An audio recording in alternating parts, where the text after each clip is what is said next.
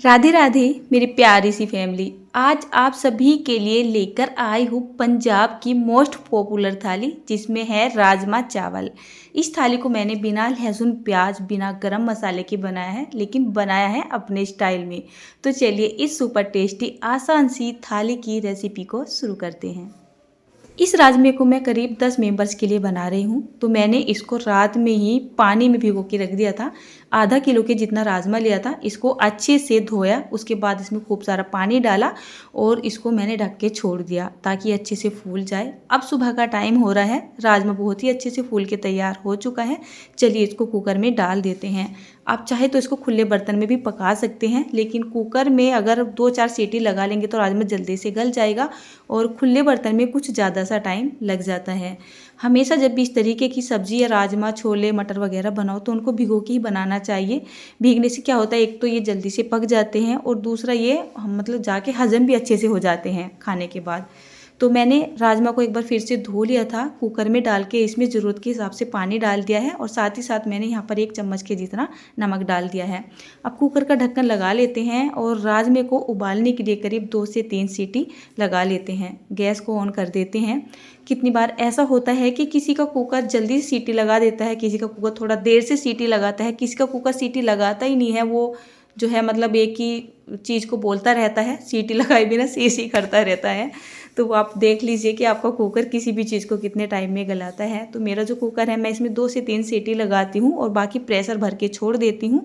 तो छोले हो, राजमा हो, मटर वगैरह हो, मटर की तो बात ही नहीं करते हैं, मटर तो एक ही सीटी में बहुत ही अच्छे से गल जाती हैं, मैश हो जाती हैं। तो मतलब ये पका देता है। तो मैंने यहाँ पर इसका पूरा प्रेशर निकाल दिया है। राजमा बहुत ही अच्छे से गल के तैयार हो चुका है। कुकर को नीचे उतार लिया है, वहाँ पर मैंने कढ़ाई को रख दिया है। अब चलिए यहाँ पर देख लेते हैं। राजमा ना सब्जी बनाने से पहले इतना गल जाना चाहिए अगर आप इस राजमे को बिना आलू के बना रहे हो। कढ़ाई के अंदर करीब 1 टेबल स्पून के जितना सरसों का तेल डाल देते हैं, इसको गर्म हो जाने देते हैं। इसके बाद 1 चम्मच के जितना जीरा डाल देंगे, 2 से 3 सूखी मिर्च लेंगे तोड़ के यहाँ पर डाल देंगे। साथ ही साथ एक बड़ा सा तेज पत्ते का पत्ता ले लेंगे, इसको भी तोड़ के यहाँ पर डाल देंगे। इसके बाद यहाँ पर करीब 2 छोटा चम्मच के जितना या थोड़ी सी कसूरी मेथी लेंगे, ये डाल के इस तड़के को बहुत ही अच्छे तरीके से चटका लेंगे।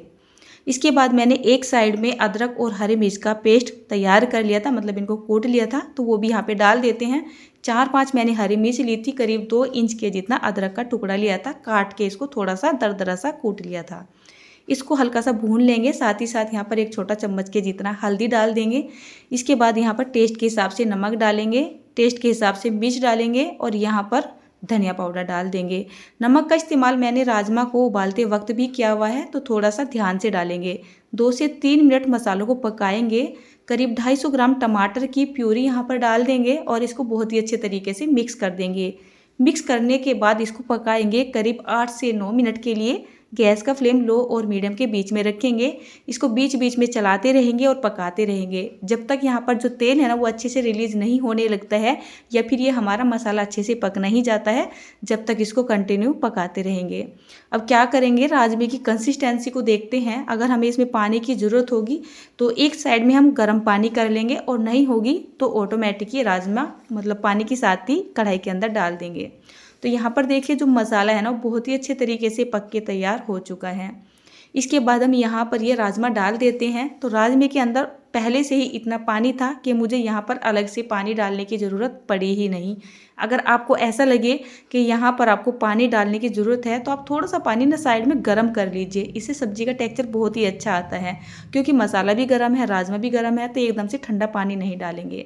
सब्जी की जो कंसिस्टेंसी है आप अपनी पसंद के हिसाब से थोड़ी सी गाढ़ी थोड़ी सी पतली रख सकते हैं, लेकिन चावल के साथ नॉर्मली यही थिकनेस खाई जाती है सब्जी की। कहीं भी आपने देखा होगा किसी होटल में, ढाबे में, रेस्टोरेंट में, तो उसकी जो थिकनेस होती है ना हल्की गाढ़ी होती है।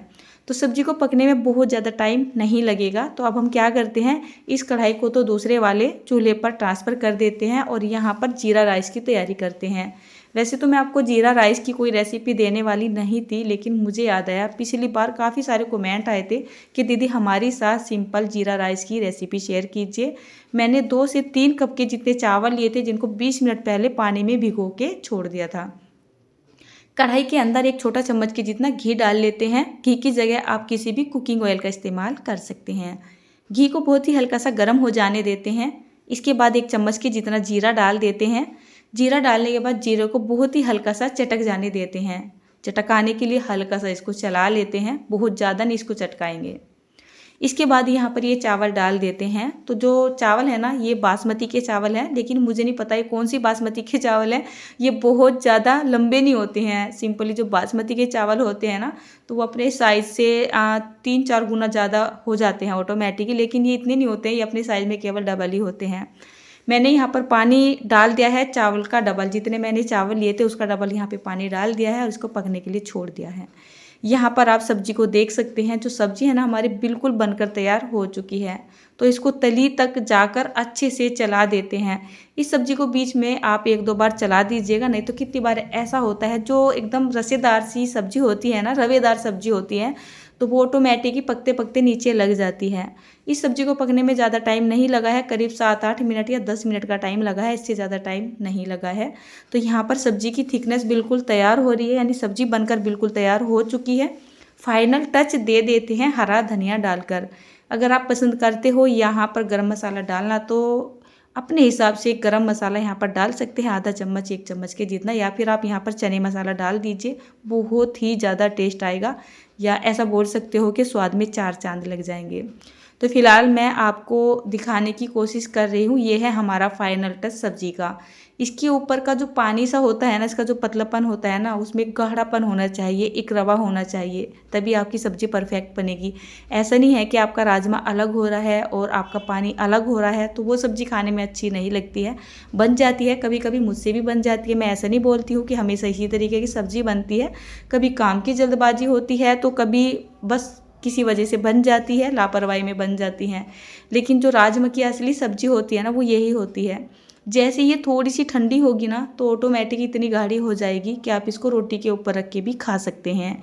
तो यहाँ पर हमारी सब्जी बिल्कुल बनकर तैयार हो चुकी है। आ जाते हैं चावल के पास। तो चावल को पकते पकते करीब 7 से 8 मिनट का टाइम हो चुका है।